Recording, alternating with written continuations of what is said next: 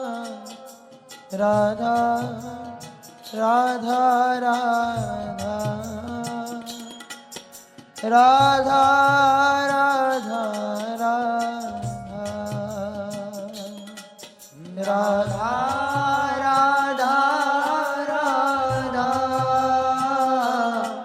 Radha Radha Radha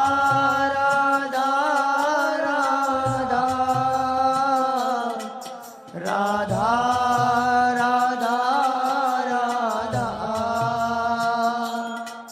Radha